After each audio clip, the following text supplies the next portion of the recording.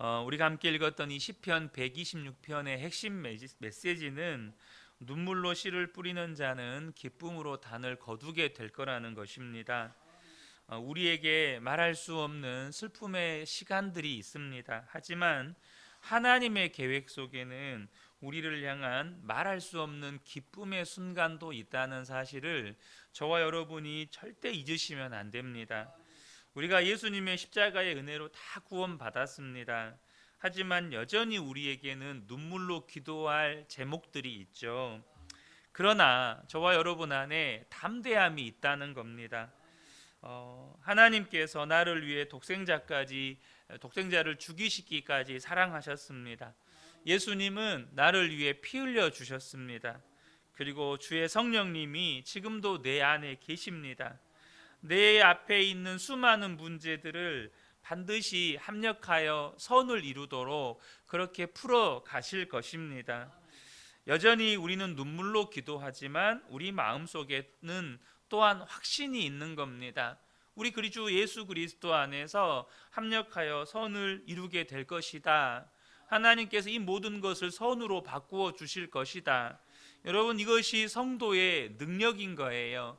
그래서 성도는 문제 앞에서 울 때도 있고 눈물로 기도할 때도 있고 탄식할 때도 있지만 그 앞에서 한없이 좌절하고 절망하고 있지는 않는다는 겁니다. 우리 안에는 여전히 주님을 믿기에 확신이 있는 거죠.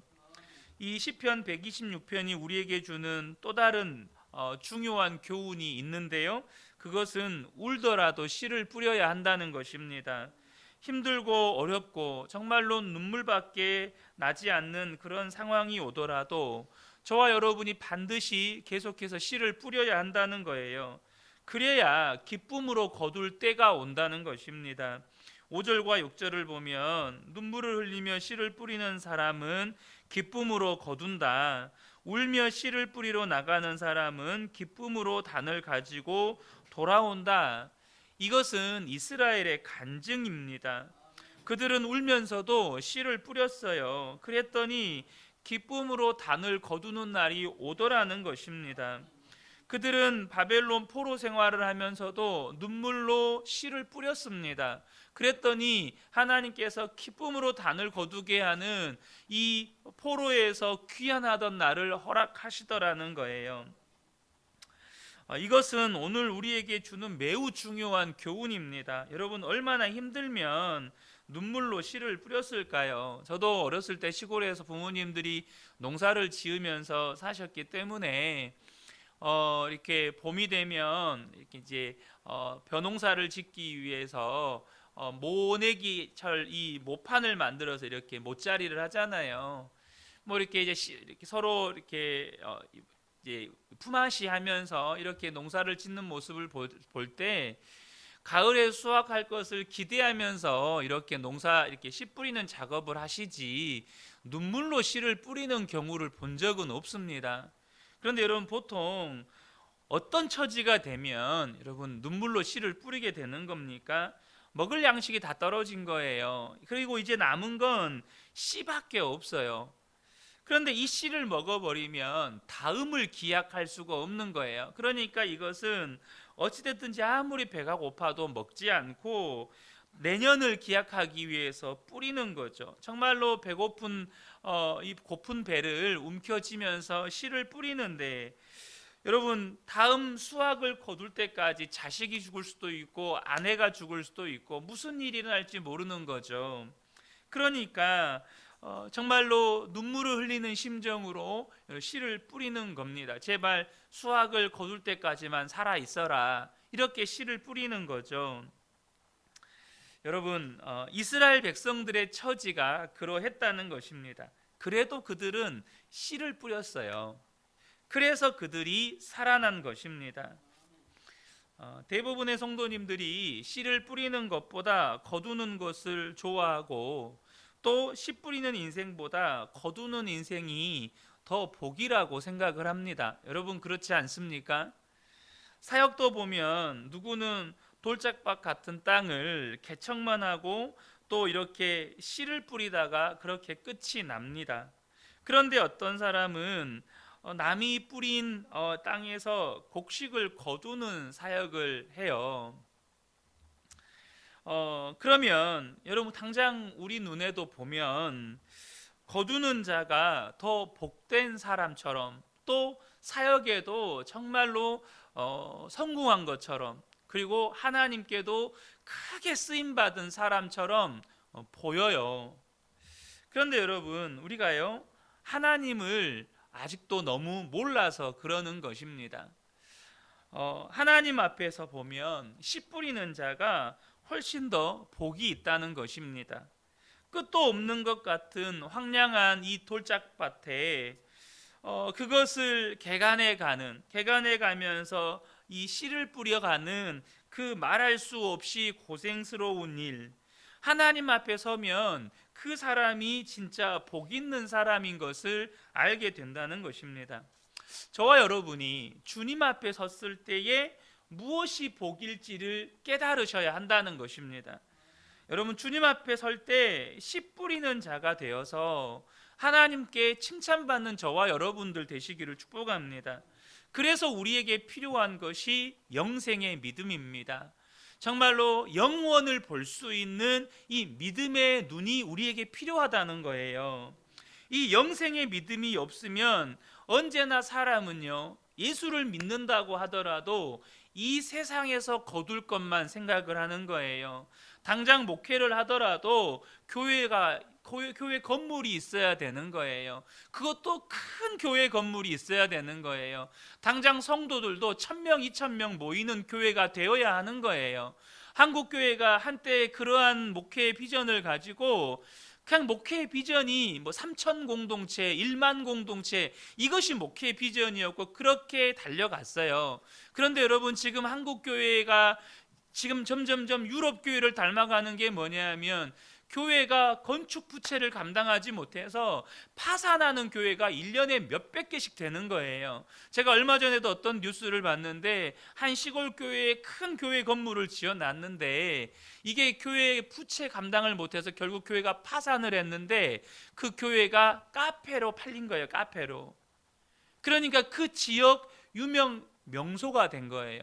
어떤 시골 마을에 큰 카페가 하나 생겼는데 모양은 교회 건물이에요. 교회 건물이다 보니까 얼마나 넓어요. 그러니까 사람들이 명소가 됐는데, 문제는 뭐냐면 사람들이 그 카페에 오려고 이 적은 마을 가운데 차를 몰고 들어오니까 주차할 데가 없는 거예요. 그러니까 지역 주민들하고 카페 손님하고 얼마나 갈등이 일어나는지 지역 주민들이 화가 나가지고 그 카페 들어오는 동네 길을 바리케이트로 막아버린 거예요. 문제는 그런 목회적 성공을 향해 달려가다가 파산한 건, 재정적인 파산은 두 번째 문제예요. 가장 중요한 건 그로 인해서 성도들의 심령이 낙심하고 믿음에서 떠나버린 성도들이 많다는 겁니다. 여러분, 저와 여러분이요, 이 영생의 믿음이 없으면 언제나 이 세상에서 거둘 것만을 심게 되는 거예요. 하나님 앞에 가서 거둘 것을 생각하지를 못하게 되는 겁니다. 저와 여러분이 정말로 영생의 믿음을 갖게 되면 이 세상에서 거두는 것은 의미가 없게 돼요. 하나님 앞에 갔을 때 하나님께 받게 될 칭찬과 하나님 앞에서 거두게 될 열매를 생각하면 내가 죽을 때까지 이 세상에서 아무것도 거두지 못한다 하더라도 그게 나와 상관이 별로 없는 거예요. 내가 이 땅에서 칭찬과 명성과 사람들에게 인정을 받지 못하더라도 저와 여러분 안에 영생의 믿음이 주어지면, 영생의 믿음을 갖게 되면 그거는 의미가 없게 되는 거예요. 하나님 앞에서 보면요, 다 드러나요. 뭐가요? 도대체 이 씨를 누가 뿌렸느냐, 이게 드러나는 거예요. 이 씨를 누가 거뒀느냐가 드러나는 게 아니고 이 씨를 누가 뿌렸느냐, 이 씨를 누가 눈물로 그렇게 뿌렸느냐가 다 드러나는 거예요. 물론 사도 바울은 뿌렸고 아볼로는 물을 주었고 이 과정 또한 다 보이죠. 다 드러나는 거죠. 근데 여러분, 언제가 가장 고단한 거죠? 눈물로 씨를 뿌리는 작업이 가장 고단한 거예요. 딱딱하게 굳어있는 땅 다 개간해야 되고, 여러분 그렇지 않나요? 그리고 그곳에다 씨를 뿌려야 된다고요. 그 작업이 가장 고단한 거예요. 그래서 저와 여러분이요, 하나님 앞에 섰을 때 정말로 명확하게 드러나는 것이 이 씨를 눈물로 뿌린 자가 누구냐, 이게 드러나게 되는 거예요. 그래서 저와 여러분이 정말로 눈물로 씨를 뿌릴 때, 정말로 눈물로 씨를 뿌리는 것이 귀한 것을 알게 되면, 여러분 기도를 해도요, 하나님 성공하게 해주세요, 하나님 우리 자녀들 잘 되게 해주세요, 이런 기도만이 아니라 하나님 나라를 위해서 기도하게 되는 것이고, 당장 하나님 나라를 위해 기도할 때 보이는 게 없어요. 당장 눈앞에 딱 떨어지는 게 없다고요. 그래도 눈물로 기도하는 거예요. 한국 교회를 위해서, 나라와 민족을 위해서 기도하게 되는 것입니다. 그것이 지금 당장 내가 먹고 사는 것보다 더 귀한 일이라는 것을 알기 때문이에요. 그렇다면 저와 여러분이 울더라도 뿌려야 할 씨가 뭘까요? 그것은 첫 번째는 눈물의 회개, 두 번째는 눈물의 기도, 세 번째는 눈물의 순종이라는 것입니다. 물론 더 여러 가지로 표현할 수 있겠지만, 눈물의 기도와 눈물의 회개와 눈물의 순종이 우리에게 우리가 뿌려야 할 씨라는 겁니다. 그것이 지금 회개인가? 그것이 지금 눈물의 기도인가? 그것이 지금 순종인가? 우리가 하나님 앞에서 기도해야 할 제목들이 많죠. 정말 많은데, 여러분 우리 믿음의 선배들, 특별히 일제 강점기와 한국 전쟁을 거치면서 우리 믿음의 선배들이 오직 예수 한번 잘 믿어보자라고 하는 이 이유 때문에 집도 포기하고 땅도 포기하고 재산도 다 포기하고 고향을 떠났던 분들이 많습니다. 특별히 이북 땅에 계셨던 분들 가운데 그렇게 예수 한번 제대로 믿어보자, 이거 하나 때문에 모든 거 포기하고 고향 떠나신 분들이 많아요. 그때 당시 우리나라는 농경사회였기 때문에 거의 재산의 99%가 땅에 묶여 있었습니다. 그렇지 않습니까? 거의 다 땅에 묶여 있었어요. 그러니까 땅을 포기하면 그냥 거지 되는 거예요. 알거지 되는 거예요. 그렇게 보따리집 하나 싸들고 그렇게 고향을 떠났습니다. 그 땅에서는 예수님을 제대로 믿을 수 없을 것 같으니까 예수 한번 제대로 믿어보려고 피난 생활을 하셨던 분들이 우리 믿음의 선배들이죠. 정말로 비교할 수 없는 그 어려움의 때에 난방도 되지 않는 차가운 예배당 마룻바닥에서 금식하면서, 그냥 이게 내가 금식해야지 금식이 아니라 그냥 금식을 할 수밖에 없어요. 먹을 게 없으니까 그냥 금식을 하는 거예요. 그래서 고개만 숙이면 그냥 닭똥 같은 눈물이 떨어지는 거예요. 믿음 하나 지키기 위해서 그냥 고향 땅 떠나와서 예배당이라고 있는 곳에 가서 그냥 기도하는 거죠. 그분들의 눈물의 기도 중에 하나가 뭐였습니까? 바로 자녀들을 위한 기도였습니다. 그냥 자녀들을 위한 기도. 왜냐하면 자녀들을 위해서 해줄 수 있는 게, 가진 게 아무것도 없으니까 기도밖에 없는 거예요. 그렇지 않습니까?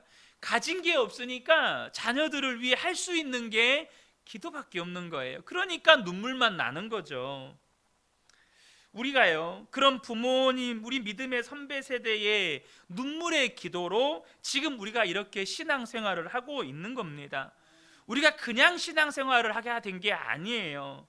그래서 제 안에도 두려운 게 하나가 있습니다. 뭐냐면 우리도 자식을 위해서 기도하잖아요. 근데 여러분, 자식을 위해서 기도밖에 할 수 없습니까? 아니면 여러분들이 기도 외에도 자식을 위해서 해주는 게 많습니까? 여기에서 너무나도 큰 차이가 나는 거예요.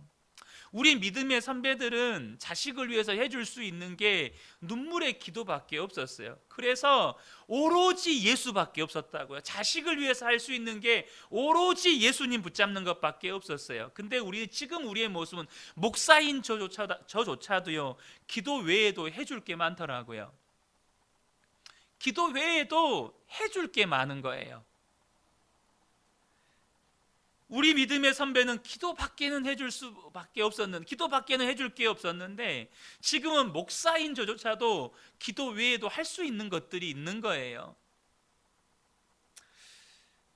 뭘 말하는 겁니까? 자식을 위한 기도조차도 우리의 눈에서 눈물이 말라버렸다는 겁니다.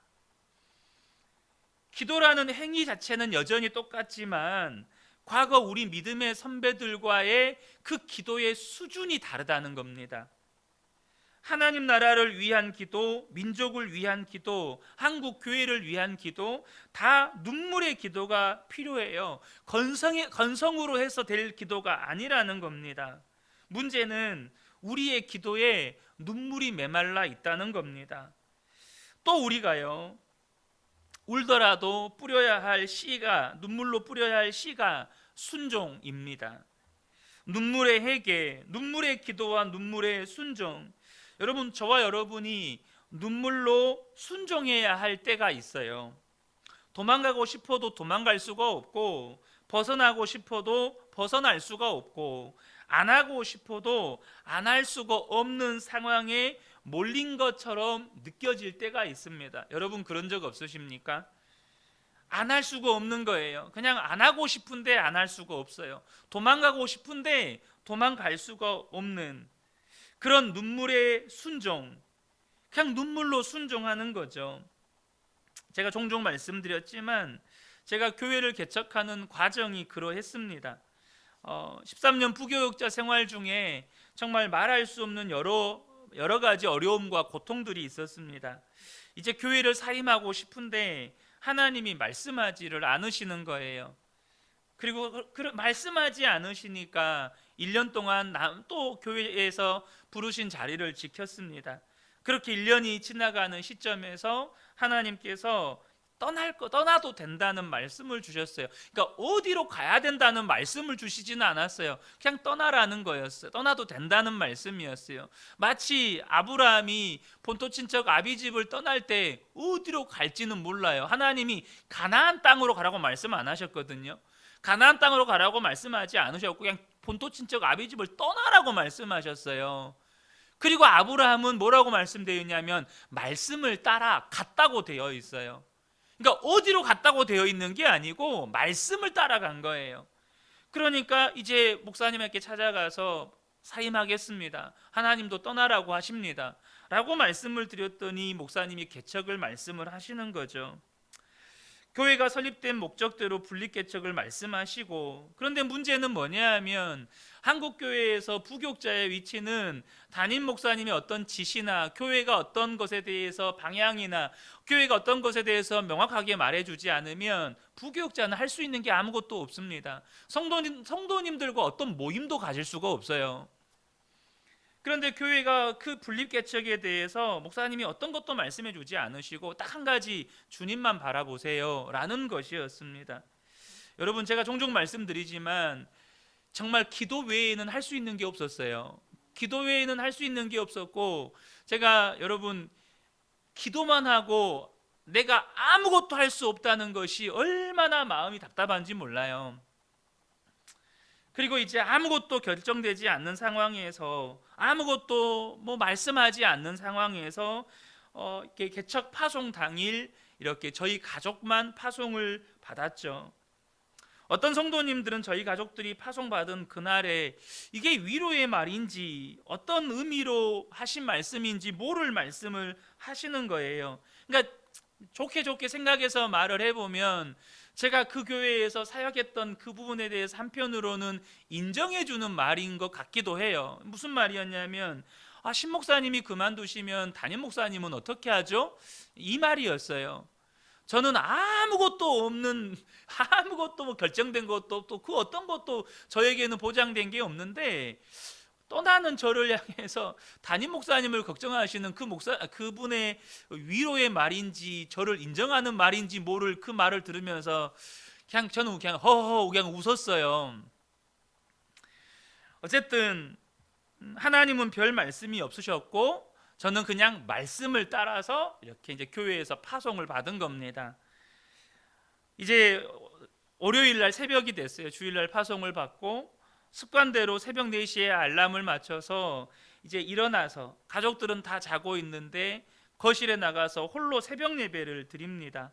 정말로 눈물로 드리는 예배였고 하나님 앞에 눈물로 기도하는 기도의 시간이었어요. 어디다 개척을 해야 될지, 어디로 가야 될지, 누구와 개척을 해야 될지, 그냥 눈물로 아무것도 할 수 없으니까 눈물로만 드리는 예배와 기도의 시간이었습니다. 그렇게 그냥 말씀을 따라가는 그 순종으로 인해서 개척된 게 그 은혜 교회입니다. 저는 지금도 여러분들에게 자신 있게 말씀드릴 수 있는 게 제가 한 게 아무것도 없습니다. 제가 한 거라고는 정말로 죽을 똥 살 똥, 하나님이 말씀하시니까, 주님 말씀하시니까 그러면 제가 한번 그렇게 가보겠습니다. 말씀하시니까 제가 여기까지는 가보겠습니다. 그게 전부입니다. 말씀하셨으니 제가 여기까지 가겠습니다. 그런데 여러분, 제 안에는 믿음이 있어요. 이 시간 속에서 하나님께서 저에게 열어주신 믿음이에요. 그게 뭐냐면 기쁨으로 단을 거둘 거라는 것입니다. 우리 그 은혜 교회가 엄청나게 큰 교회로 성장할 거라는 말이 아니에요. 하나님 앞에 섰을 때 기쁨으로 단을 거두게 될 거라는 겁니다. 여러분, 어떤 분은 이런 말씀을 하세요. 눈물의 기도를 드리고 눈물의 회개를 해야 되고 눈물의 순종이 필요한 것은 알겠는데 눈물이 안 나는 걸 어떻게 합니까? 이런 분들이 계십니다. 여러분, 주님의 마음이 필요한 거예요. 주님의 마음으로만 비로소 우리에게 회개의 눈물도 터지고 진짜 눈물로 기도해야 할 것에 눈물이 터지고 그리고 눈물의 순종이 되는 겁니다. 성경에는요, 말할 수 없는 탄식이라는 표현이 나와요. 로마서 8장 26절에 이와 같이 성령도 우리의 연약함을 도우시나니 우리는 마땅히 기도할 바를 알지 못하나 오직 성령이 말할 수 없는 탄식으로 우리를 위하여 친히 간구하시느니라. 우리는 뭘 위해 기도해야 될지도 모르겠고 막상 기도는 하지만 눈물도 안 날 때가 있단 말이에요. 기도하는 우리의 심령이 너무나도 메말라서 그냥 습관적으로, 형식적으로, 건성으로 기도할 때가 많단 말이에요. 그러나 여러분, 우리가 기도할 때 자녀를 위해서, 배우자를 위해서, 성도들을 위해서, 또 나라와 민족과 한국교회를 위해서 기도할 때 여러분, 주님의 마음을 달라고 기도해 보세요. 하나님, 내가 자녀를 위해서 기도할 때도 주님의 마음을 품고 기도하게 해주세요. 내가 부모의 마음도 아니고 혹은 인간적인 마음도 아니고 주님의 마음을 품고 기도하게 해주세요. 그러면 지금 당장 자녀가 뭔가 안 되는 것 때문에 속상해서 흘리는 눈물이 아니고 정말 이 자녀를 하나님의 시각으로 바라볼 때 너무나도 애통해하는 마음이 내게 임하는 것을 경험하게 됩니다. 정말로 자녀를 위해서 무엇을 위해 눈물로 기도해야 될지를 깨닫게 되는 거예요. 자녀들의 영적인 상태가 보이고 자녀들의 영적인 상태가 진단이 되고 정말로 자녀들을 위해서 뭘 놓고 기도해야 될지가 명확해지는 거예요. 이 땅에서 잘 되고 못 되고는 두 번째, 세 번째예요. 정말로 이 자녀가 지금 당장 하나님 앞에 섰을 때 어떤 상태로 설 것인가에 대한 한없는 두려움이 몰려올 때가 있고 정말 한없는 답답함이 몰려올 때가 있고 어찌할 바를 몰라서 가슴을 치면서 기도할 때가 온다는 거예요. 여러분, 우리가요, 주님의 마음을 모르니까 메마른 기도밖에 안 나올 때가 있어요. 그런데 여러분, 땅이 굳으면 콘크리트처럼 딱딱해지잖아요. 그러면 아무리 곡식을 뿌리고 물을 줘도요, 그 곡식 못 삽니다. 땅에 심겨지지가 않으니까. 그럼 어떻게 해야 되죠? 곡괭이로 그 고든 땅을 다 깨야 되는 겁니다. 거기다가 물을 주면 그 틈새로 들어가요. 그럼 또 다시 그것을 또 깨뜨리는 겁니다. 그런 과정 속에서 흙이 잘게 부스러지고 물을 머금으면 그때 씨를 뿌리는 겁니다. 여러분, 눈물이 없이 씨를 뿌리면 여러분 기쁨의 단이 없는 거예요. 그래서 여러분, 저와 여러분이요, 매일매일 예수님과 동행하면서 예수님 바라보면서 그리고 일기를 써가면서 점검해보자, 우리가 이걸 하고 있잖아요. 제가 예수 동행 일기를 쓰면서 제가 경험하게 되는 은혜가 뭐냐면 굳어진 제 마음이 깨진다는 거예요. 굳어진 제 마음이 깨지고 주님을 바라보니까, 제가 어제도 잠깐 나누었지만 죄가 얼마나 심각한지, 죄가 얼마나 치명적인지, 죄가 우리의 인생을 얼마나 파멸로 몰아가는지가 너무나도 제 삶에 생생하게 체험이 되는 거예요. 그러니까 하나님 앞에 더 엎드릴 수밖에 없고, 또 제 안에 주님을 바라보면 바라볼수록 주님을 향한 갈망이 생기니까 눈물의 찬송, 눈물의 기도, 눈물의 예배가 회복이 되는 거예요. 사랑하는 성도 여러분, 저와 여러분이 눈물로 씨를 뿌리셔야 합니다. 그래야 말씀의 씨가 내 심령에도 제대로 뿌리가 박히고 내 심령에서 제대로 열매가 맺어지는 거예요. 눈물로 씨를 뿌려야 저와 여러분의 삶에도 하나님의 말씀이 온전히 씨앗을, 뿌리를 내리고 열매가 맺어지고 거두게 되는 것입니다. 사랑하는 우리 모든 성도 여러분, 전 우리 모든 성도님들에게 눈물의 회개가 회복이 되고 눈물의 기도가 회복이 되고 눈물의 순종이 회복되기를 축복합니다. 그러면 반드시 주님의 날에 기쁨으로 단을 거두게 되는 것입니다. 이 새벽에 함께 예배한 우리 모든 성도님들께 이 은혜가 충만하게 임하시기를 예수님의 이름으로 축복합니다. 아멘.